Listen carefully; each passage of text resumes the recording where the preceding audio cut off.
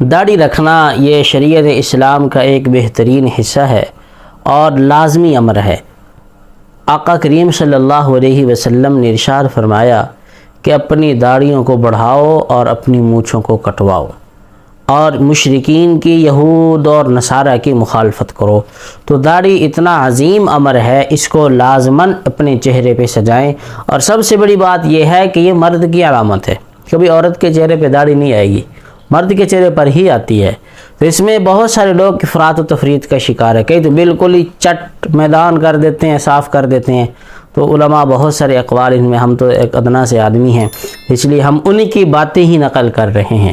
یقیناً پیارے، داڑھی اللہ کی طرف سے ایک تحفہ انعام ہے، اور دنیا میں جتنی آپ کی سنتیں آپ کے پاس ہوں گی، یہ سنت کے مطابق لباس ہے، یہ کرتا سنت کے مطابق ہے، آپ کی پگڑی سنت کے مطابق ہے، آپ کا چلنا، آپ کا جوتا، آپ کا اٹھنا، جب آپ کا انتقال ہوگا نا جی، تو سب کچھ یہیں رہ جائے گا، یہ کپڑے اتار دیے جائیں گے، امامہ اتار لیں گے، گھڑی اتار لیں گے، سب کچھ اتار لیں۔ ایک سنت جو تیری قبر میں تیرے ساتھ جائے گی وہ داڑھی والی سنت ہے۔ تو اس لیے اس سنت کو سجائیں اپنے چہروں پہ۔ پیارے پیغمبر علیہ السلام کو اللہ نے یہ تحفہ عطا کیا، اور آقا کریم کو ساری کائنات سے جو اعلیٰ چیز تھی وہ میرے آقا کو دی ہے۔ اہل سنت والجماعت، بلکہ میں کہتا ہوں سب مسلمانوں کا یہ عقیدہ ہے، جو سب سے کائنات میں خوبصورت آنکھ تھی میرے آقا کو عطا کی، جو سب سے کائنات میں خوبصورت کان تھے میرے آقا کو دیے، کائنات میں سب سے خوبصورت ہونٹ تھے میرے آقا کو دیے، کائنات میں سب سے اعلیٰ جو جسم تھا میرے آقا کو دیا، کائنات میں سب سے اعلیٰ دانت تھے میرے آقا کو دیے، کائنات میں سب سے اعلیٰ جو عورتیں تھیں میرے آقا کے نکاح میں آئیں، کائنات میں سب سے اعلیٰ جو شہر تھا میرے آقا کریم صلی اللہ علیہ وسلم کو وہاں اللہ نے جانے کا حکم دیا، کائنات میں جو سب سے اعلیٰ ترین جگہ تھی وہاں میرے آقا آج کل آرام فرما رہے ہیں، اور کائنات میں جو سب سے اعلیٰ لوگ تھے وہ میرے آقا کے قدموں میں بھیجے، اللہ نے ان کو صحابی بنایا۔ تو ساری زندگی میرے آقا کے چہرے پر، پورے جسم پر کبھی مکھی نہیں بیٹھی۔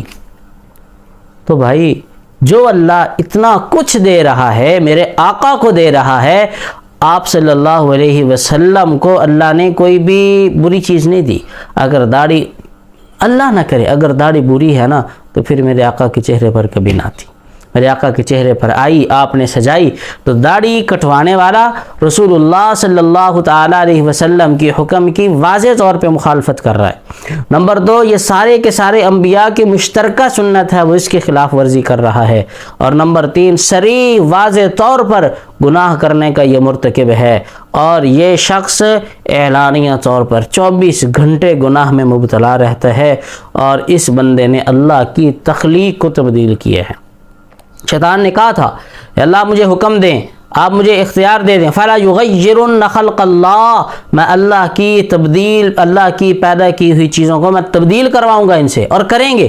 تو یہ شیطان کے پیچھے چلنا ہے پیارے، اس لیے اپنی داڑھی کو چہرے پہ سجائیں۔ اور مجوسیوں کے ساتھ مشابہت ہے، سب سے بڑی بات عورتوں کے ساتھ مشابہت۔ اللہ نے آپ کو مرد بنایا یار، الرجال قوامون علی النساء، اللہ نے مرد کو فوقیت دی ہے عورتوں پہ، مرد بنیں، اور اپنی اس داڑھی کو کبھی بھی نہ کٹوائیں، اس کو آنے دیں، قبر میں یہ داڑھی تمہارے ساتھ جائے گی۔